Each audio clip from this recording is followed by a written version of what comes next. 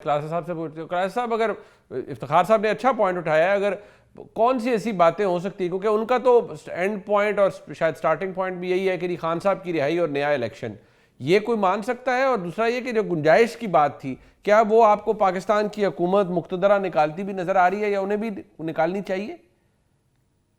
यार आपने बड़ा अहम सवाल किया है कि जनाब कि इनको हम मशवरे नहीं देते। मतलब वो क्या कहते, क्या पिद्दी और क्या पिद्दी का शोरबा। मतलब हम इस पोजीशन में हैं कि हमारी क्या औकात है, और हमारी ये जो लोग हैं जो पावर के लिए, ताकत के लिए दीवाने हैं, इक्तदार के लिए भूखे हैं, एक दूसरे के सर काटते हैं, एक दूसरे को जेलों में आप और मैं डालते हैं। कोई मंसूर या कोई इफ्तिखार साहब ने ये फैसले सुना है, या हमने केसेस बनाए, हमने इनको जेलों में भेजा है, या इन्होंने जितनी पॉलिटिक्स की कोई आप और मुझसे पूछ के की है, कोई हमारे मशवरे शामिल थे? मतलब जिस तरह ये पागलपन के मुजाहरे करते हैं सारे सियासतदान, और जिस तरीके का ये हर कीमत पे ये इस मुल्क के वजीर आजम बनना चाहते हैं। मतलब हम चारों बैठे हुए हैं, कोई हमारे घरों में आया था, कोई हमारे पास कोई रिक्वेस्ट लेकर आया था कि आप एंकर बने, यूट्यूबर बने, सहाफी बने, और कल को मुश्किल आते हैं तो हम जनाब हम रोला डालना शुरू कर दें। हम अपनी मर्जी से बने। इसमें इसमें हैजर्ड्स भी हैं। अगेन इस प्रोफेशन में भी प्रॉब्लम है। हम चारों ने किसी ना किसी शक्ल में प्रॉब्लम फेस की होंगे। अगर हम रोले नहीं डालते, यहाँ पे बैठ के बीन नहीं बजाते, तो दैट्स अनदर थिंग कि हमें पता था इसमें हैजर्ड्स हैं। Same goes for politics. Khan साहब को नहीं पता था लियाकत अली खान साहब कत्ल हुए, जुल्फकार अली भुट्टो साहब ये फांसी लगे, बेनजीर भुट्टो कत्ल हुई, नवाज शरीफ 14 साल जेल में रहे, शहबाज शरीफ रहे, गिलानी साहब रहे, उसके बाद जरदारी साहब रहे, आपके शायद ये खकान अब्बासी साहब को तो खान साहब ने जेल में डाला था। उसमें उन्होंने कहा था अमेरिका में कि वो शायद खकान अब्बासी बड़ी बातें करता था, मुझे जेल में डालो, मैंने डाल दिया। और भाई आपके आने से पहले सारे काम हो रहे थे और आपने उनमें हिस्सा भी डाला। ये पैकेज आपके पास मौजूद था, ये कंट्रैक्ट था जिसपे हम चारों साइन करते हैं। जब हम अपने अपने चैनल पे जाते हैं, हम चारों बैठे हुए जॉब करते हैं, तो हमारे सामने कंट्रैक्ट रखा जाता है, हम पूरी शरायत पढ़ के साइन करते हैं सर। तो खान साहब के सामने पॉलिटिकल कंट्रैक्ट पड़ा हुआ था, ये नवाज शरीफ साहब के सामने पड़ा हुआ था, शहबाज शरीफ के सामने भी था, जरदारी साहब के साथ। इसके बावजूद इन्हें पता है कि इक्तदार में फांसियां भी लगती हैं, जेलों में भी जाते हैं, जला बचना भी होती हैं, नैब केसेस भी बनते हैं, या उम्र कैदे भी होते हैं, इन्हें सारा पता था। इसके बावजूद अगर ये सारे प्लेयर्स पावर में आना चाहते हैं, तो भाई साहब हमारे पे ना ब्लेम डालें कि हमने उसको मशवरा नहीं दिया, हमने उसको नहीं समझाया, मैंने उसको क्यों नहीं बात की, आप पीछे हो जाएं, आप आगे हो जाएं। आप माशाल्लाह अगर आप लोग समझदार होते, आपस में बैठ के एसओपीज खुद तय कर लेते। आप तीनों चारों जब स्टेक होल्डर्स हैं खुद तय नहीं कर सकते, हम चारों से चाहते हैं, हम चारों जो बैठे हुए हैं हम इनको तय करके दें, और ये हमारी बात मान लेंगे, फौज भी मान लेगी, ये इमरान खान साहब भी मान लेंगे, जरदारी साहब भी मानेंगे, शहबाज शरीफ भी मानेंगे। यार कितनी इनको हमसे ये उम्मीदें हैं कि हमारी बातें सुनी जाती है, हमारे मशवरे माने जाते हो। भाई साहब आप यही काम करें। ये इक्तदार का खेल है, पावर का खेल है, इसमें तो भाई भाई को कत्ल कर देते हैं, बाप को जेल में कर देते हैं, इसमें तो सर देना भी पड़ता है, लेना भी पड़ता है। आप तो उस खेल में, डेडली खेल में शामिल हैं। हम क्या और हमारी औकात क्या कि हम फौज को मशवरा दें, खान को दें, फलाने को दें? हम तो अपनी दिल पिशोरी कर रहे हैं। यहाँ पे बैठ के आप पूछ लेते हैं, मंसूर पूछ लेते हैं, हमारे इफ्तिखार भाई पूछ लेते हैं, तो हम अपनी बात कर लेते हैं, वही जो बात उनके रीडिंग शेयर कर लेते हैं। ठीक। बाकी हमारी इतनी औकात नहीं है, ये हमसे ऊपर, वो क्या कहते हैं, पे लेवल से ऊपर के काम है। ये हाँ। इसी तरह लड़ते रहें, इसी तरह एक दूसरे को जेलों में डालते रहें, फांसियां लगाते रहें, ये सजाएं देते रहें एक कुर्सी के लिए, इक्तदार के लिए, कि बस मैंने बादशाह बने, बने भी बादशाह, हम क्या कह सकते हैं, बने बादशाह। अरे टुवर्ड्स द एंड मंसूर साहब, अगर ये जितनी हमने बहस की, ये एक तो अगर आप इसमें ऐड करना चाहें कि क्या पाकिस्तान की एस्टेब्लिशमेंट को या हुकूमत को गुंजाइश निकालनी चाहिए। नंबर दो ये कि आपके प्रोग्राम में भी गालिबन मैंने सुना था कि वो उन्होंने कहा एक ही पॉइंट है हमारा, वो है कि खान साहब की रिहाई और नया इलेक्शन। तो क्या ये आपको कोई नज़र आ रहा है, कंसिडरिंग के वज़ीर आज़म ने जो 2 दिन पहले कहा कि भाई हम ब्लैकमेल भी नहीं होंगे, गैर कानूनी मुतालबा भी नहीं मानेंगे? देखिए, ये गैर कानूनी है मुतालबा या नहीं है, ये तो एक सेपरेट डिबेट है। जी हाँ। लेकिन हकीकत ये है कि दोनों की पोजीशंस इस वक्त बहुत दूर हैं आपस में, और वो उनमें मुझे फिलहाल कोई कॉमन ग्राउंड जो है वो नजर नहीं आता। और फ्रैंकली स्पीकिंग हो सकता है आप हमारे दो सीनियर्स मौजूद हैं, मतलब क्लासरा साहब और इफ्तिखार साहब, वो जी। ज्यादा बेहतर मेरे ख्याल में मुझसे असेसमेंट कर सकते हैं। लेकिन मुझे कोई ज्यादा उम्मीदें नहीं है इन टॉक्स से, क्योंकि इमरान खान साहब इस वक्त जो चीजें डिमांड कर रहे हैं, या उनकी जमात कम से कम जो डिमांड कर रही है, मुझे नहीं लगता कि हुकूमत उनको को प्रोवाइड करना चाहेगी। मतलब एक जगह पे एस्टैब्लिशमेंट जो है वो इस किस्म की गुफ्तगू कर रही है, या सिग्नल्स इस किस्म के आ रहे हैं कि जनाब कोई भी सेटअप होगा, कोई भी बात होगी, वो माइनस इमरान खान के जरिए होगी। इसके अलावा हम किसी चीज पे एक्सेप्टेबल नहीं होंगे।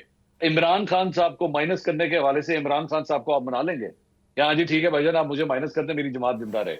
I don't think so. Imran Khan साहब जो है कभी यहाँ तक जाना चाहेंगे। और फ्रैंकली स्पीकिंग सिर्फ वो नहीं, उनका कारकुन भी इस चीज को एक्सेप्ट नहीं करेगा, चाहे वो अलीमा खान हो, चाहे वो फवाद चौधरी हो, शाह महमूद कुरैशी हो, यू नेम इट।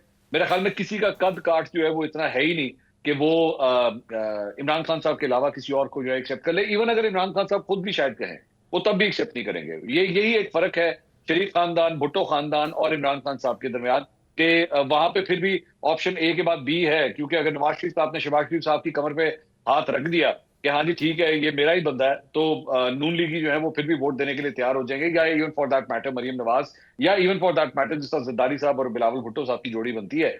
लेकिन यहाँ पे मेरा ख्याल में इमरान खान साहब के पास ऐसी कोई ऑप्शन नहीं, अनलेस और अंटिल उनके दोनों साहबजादे यहाँ पे आ जाएं और उनके हवाले से जो है वो इमरान खान साहब ये कहें, जो कि ऑब्वियसली इस वक्त एक इम्पॉसिबल सिचुएशन लगती है कि ऐसा कभी होगा कि वो आए और आके जो है वो पाकिस्तान तहरीक इंसाफ को लीड करें।